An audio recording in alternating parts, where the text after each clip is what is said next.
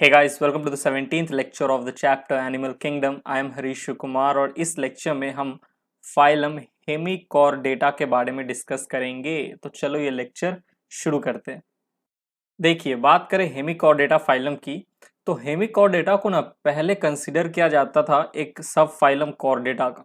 ठीक है, Hemichordata was earlier considered as a sub phylum Chordata, but now it is placed as a separate phylum under non-chordata। तो पहले Hemichordata को हम chordates के अंदर पढ़ते थे। क्यों? देखो, एक चीज याद रखो, मैंने आपको नोटोकॉर्ड के बारे में पढ़ाया था, अगर आपको याद हो तो, बेसिस ऑफ क्लासिफिकेशन। डिटेल में हम जाएंगे इस नोटोकॉर्ड की, लेकिन मैंने कहा था एनिमल्स जो होते हैं, ठीक है, दो तरह के होंगे, एक नॉन कॉर्डेट्स और एक कॉर्डेट्स। ठीक, नॉन कॉर्डेट्स एनिमल में नोटोकॉर्ड क्या होगा? एब्सेंट। कॉर्डेट्स में नोटोकॉर्ड प्रेजेंट होता है। नोटोकॉर्ड क्या था? याद करो, एक रॉड लाइक स्ट्रक्चर था।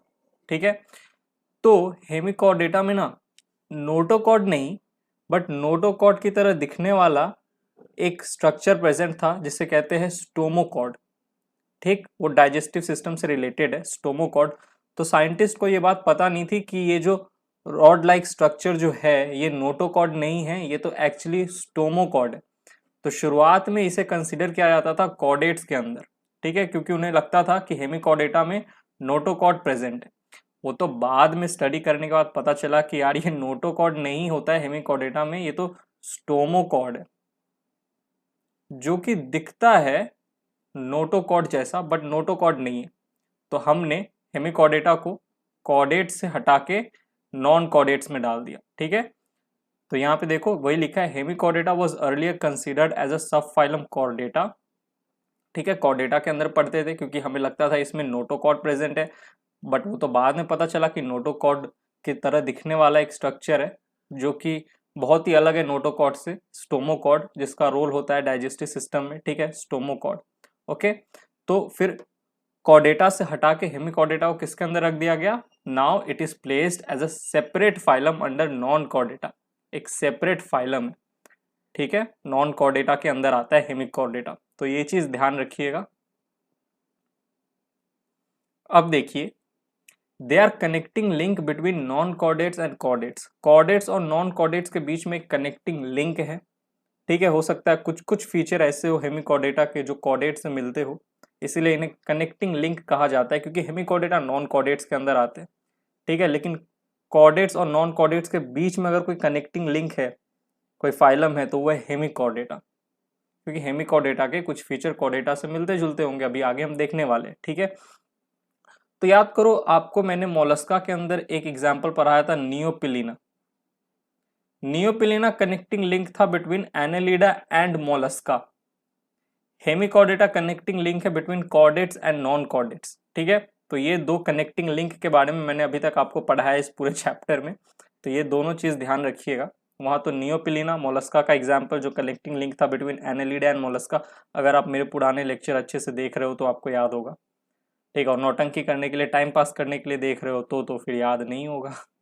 चलिए, Hemichordata consist of a small group of worm like marine animals, यानी कि इनके जो हेमिकॉर्डेटा के जो मेंबर्स होंगे दिखने में कैसे होंगे? वर्म की तरह, वर्म लाइक होते हैं, मराइन होते हैं। ठीक है, यानी कि मराइन मतलब कैसे पानी में पाए जाएंगे? एक्वाटिक होंगे, लेकिन याद रखिएगा सी वाटर, खारे पानी में, सी या ओशन में देखने को मिलेंगे। ठीक है, हेमिकॉर्डेटा क्या है? मराइन है, एक्सक्लूसिवली मराइन है। इससे पहले हमने इकाइनोडर्मेटा पढ़ा था, वो भी एक्सक्लूसिवली मराइन है। तीन फाइलम मैंने अभी तक आपको पढ़ा है जो एक्सक्लूसिवली मराइन है, टीनोफोरा, इकाइनोडर्मेटा और हेमिकॉर्डेटा। इन तीनों फाइलम के जो मेंबर है वो मराइन ही होंगे, एक्सक्लूसिवली मराइन। फ्रेश वाटर में नहीं देखने को मिलेंगे, टेरेस्ट्रियल भी नहीं होंगे, मराइन है। ठीक है, सिर्फ समुद्र में ही देखने को मिलेंगे आपको, सागर में, सी वाटर में या ओशन वाटर में। लेवल ऑफ ऑर्गेनाइजेशन की बात करें तो organ system level of organisation होता है हेमिकॉर्डेटा में। सिमेट्री कैसी होती है? बायलैटरल सिमेट्री होती है। अभी तक तो आपको बायलैटरल, रेडियल समझ में आ गया होगा, इतनी बार हर फाइलम में बताते हुए आया हो, तो बार बार बताऊंगा नहीं कि बायलैटरल सिमेट्री होता क्या है। ठीक है, आपको अभी तक पता हो जाना चाहिए, हम इतने एंड में है चैप्टर के, तो ये सब तो शुरुआती चीजें। ठीक है, चलिए आगे बढ़ते हैं, moving on to the next slide.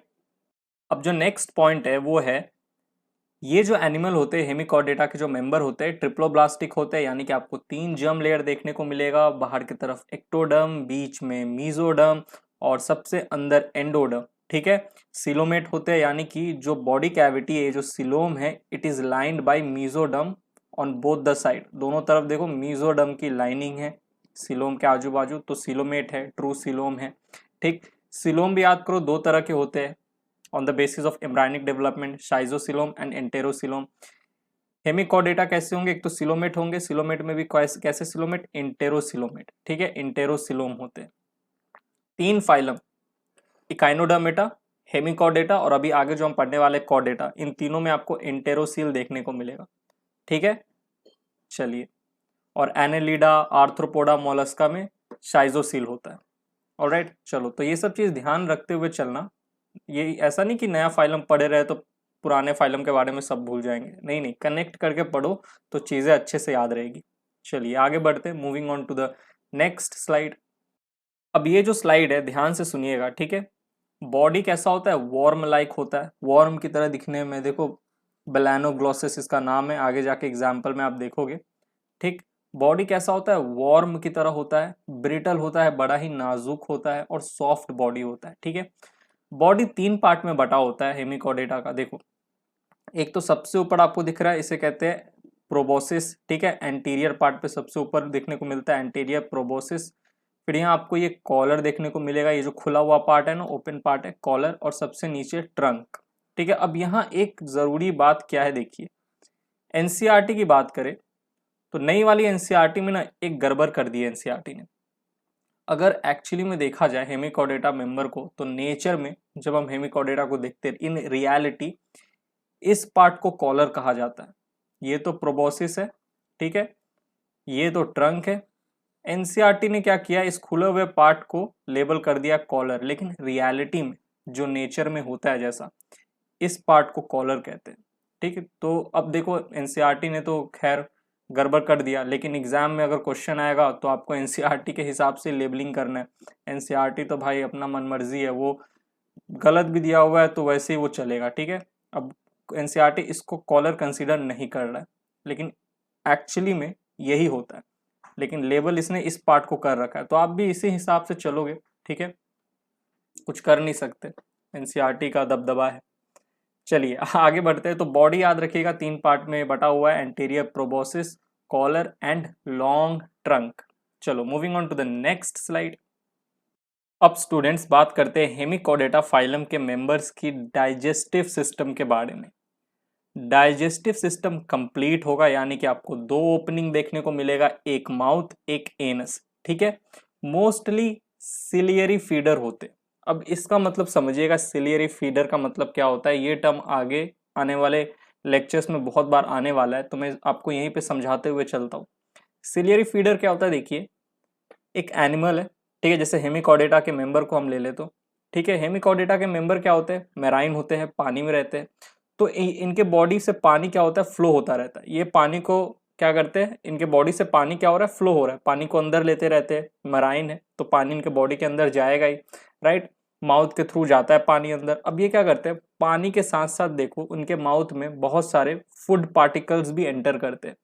ठीक, फूड भी एंटर करता है, तो ये क्या करते हैं, देखो पानी तो इनके फिर बॉडी से बाहर निकल जाता है। ठीक, पानी जो है वो बॉडी से फिर बाहर निकल जाता है, लेकिन ये फूड को रोक के रख लेते हैं। ठीक है, ये समझ लो एक मेंबर है, इसके बॉडी में ऐसे इधर से पानी एंटर किया, पानी के साथ साथ बहुत सारे फूड पार्टिकल भी एंटर किए। पानी तो फिर बाहर निकल गया, लेकिन फूड पार्टिकल को ये अंदर ही रख लेता है।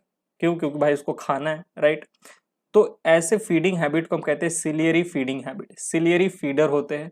ठीक, क्या कर रहे हैं, खाने को छान रहे, फिल्टर कर रहे हैं, राइट, पानी से। जैसे हम लोग क्या करते हैं, चाय को फिल्टर करते हैं ना, एक हमारे पास वो रहता है छन्नी, उसमें हम डालते हैं अपने चाय को, और जो चाय पत्ती ऊपर रह जाता है और जो चाय है वो हमें ग्लास में मिल जाता है, तो हमने क्या किया, फिल्टर किया। तो उसी तरीके से ये भी क्या कर रहे हैं, फिल्टर कर रहे हैं। पानी शरीर के अंदर आ रहा है, पानी को तो फिर बाहर पूरा निकाल दे रहे हैं, पर खाने को अपने पास रख ले रहे हैं। तो सिलियरी फीडर को मैं फिल्टर फीडर भी कह सकता हूँ, राइट। तो सिलियरी फीडर या फिल्टर फीडर होते हैं हेमिकॉर्डेटा फाइलम के मेंबर।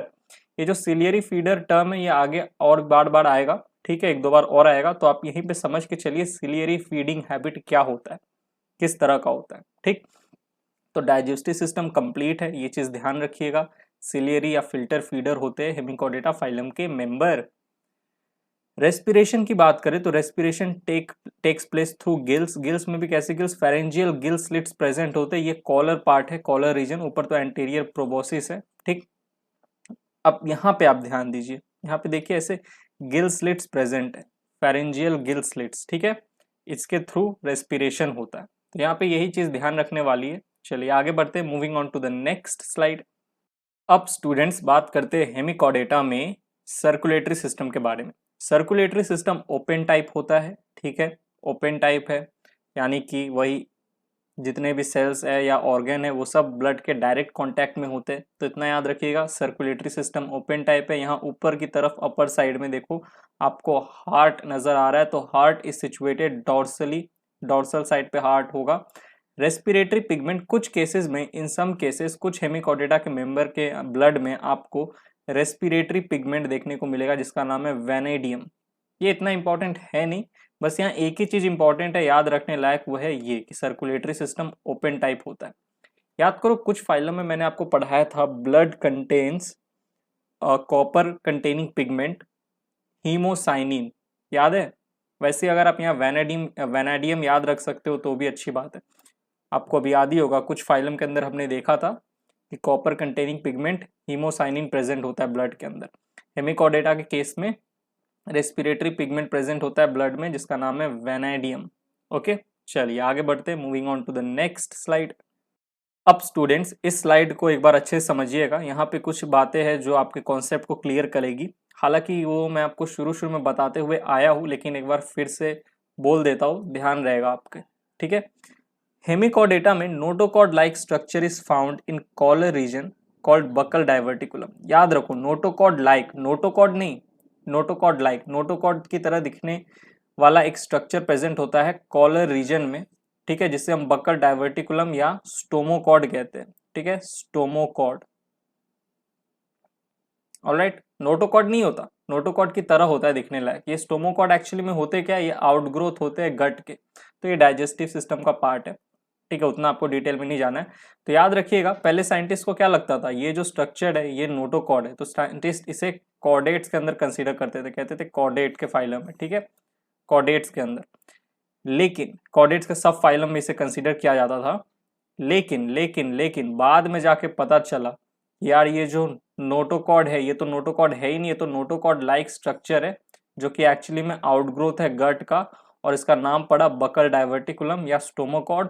और फिर उसके बाद फिर हेमिकोडेटा को कॉर्डेट से निकालकर नॉन कॉर्डेट्स के अंदर रख दिया गया, ठीक है, नॉन कॉर्डेट्स के अंदर रख दिया। नॉन कॉर्डेट्स यानी कि ऐसे फाइलम जिनमें नोटोकॉर्ड एब्सेंट होता है, एनिमल्स विदाउट नोटोकॉर्ड। ओके, चलिए अब आई होप आपको इतनी बातें तो याद रहेगी, ठीक है, ये थोड़ा कॉन्सेप्ट वाला चीज है, इसको ध्यान रखिएगा। दूसरा, true notochord is absent, obviously true notochord absent है। ट्रू नोटोकॉर्ड मतलब नोटोकॉर्ड की तरह दिखने वाला एक स्ट्रक्चर स्टोमोकॉर्ड था, ओके, जो सबको धोखा देके रखा था साइंटिस्ट लोग को, उनको लगता था कि यार ये नोटोकॉर्ड है, बाद में देखा तो निकला stomochord. Next, post anal tail is absent. याद रखिएगा ये जो पोस्ट एनल टेल है ये तो कॉर्डेट्स का कैरेक्टरिस्टिक है, कॉर्डेट्स का, ठीक है, कॉर्डेटा का कैरेक्टरिस्टिक है पोस्ट एनल टेल। जब मैं आपको कॉर्डेटा पढ़ाऊंगा तो वहां पे आपको देखने को मिलेगा पोस्ट एनल टेल होता है कॉर्डेट्स फाइलम के एनिमल में, लेकिन हेमिकॉर्डेटा में ये पोस्ट एनल टेल एब्सेंट होता है। ओके, चलिए आगे बढ़ते, moving on to the next slide. Now let's discuss about the excretory system of Hemichordata. Excretion occurs by a single glomerulus. एक सिंगल ग्लोमेरुलस होता है जिसके थ्रू एक्सक्रीशन होता है हेमिकॉर्डेटा में। ये जो सिंगल ग्लोमेरुलस है ये बस आप इतना नाम ही याद रखो, ठीक है। ये कहाँ पे पाए जाते हैं? This single glomerulus is situated in the proboscis and is known as proboscis gland. तो सिंगल ग्लोमेरुलस को हम एक और नाम से जानते हैं प्रोबोसिस ग्लैंड, क्योंकि प्रोबोसिस रीजन पे ये सिचुएटेड होते हैं सिंगल ग्लोमेरुलस, तो इन्हें प्रोबोसिस ग्लैंड भी कहा जाता है। चलिए, और इन्हीं प्रोबोसिस ग्लैंड या सिंगल ग्लोमेरुलस से एक्सक्रीशन होता है हेमिकॉर्डेटा के अंदर। चलिए आगे बढ़ते हैं, moving on to the next slide. अच्छा, एक और चीज, एक्सक्रीटरी मैटर इसमें अमोनिया होगा, ठीक है, अमोनिया। चलिए moving on to the next slide. अब देखिए, नर्वस सिस्टम की हम बात करें तो central nervous system is just like non chordates. Non chordates में जैसा होता है वैसे ही सेंट्रल नर्वस सिस्टम में एक ब्रेन होगा। Brain is present in the form of nerve ring, एक नर्व रिंग होता है, ठीक है। तो ये जो ब्रेन है किस फॉर्म में रहता है, एक नर्व रिंग के फॉर्म में, ठीक। रिप्रोडक्शन की बात करें तो सेक्सुअल रिप्रोडक्शन देखने को मिलेगा। सेक्सेस आर सेपरेट, यानी कि डाइशियस होते हैं। एनिमल्स आर यूनिसेक्सुअल, एक मेल मेंबर एक फीमेल मेंबर होगा। फर्टिलाइजेशन कैसा होता है, एक्सटर्नल होता है, ठीक है। डेवलपमेंट इनडायरेक्ट है, यानी कि लार्वल स्टेज होगा, आपको लार्वा देखने को मिलेगा। लार्वा का नाम होता है टॉर्नेडिया। तो ये कुछ चीजें हैं, इसे आप ध्यान रखिए तो अच्छी बात है। बाकी आप एनसीईआरटी स्पेसिफिक होके रहिए, कोई दिक्कत नहीं है उसमें। एनसीईआरटी में जो है उसी चीज को अच्छे से पढ़ो, एक्स्ट्रा में जब एनसीईआरटी हो जाए फिर एक्स्ट्रा की तरफ भागो। चलो moving on to the next slide.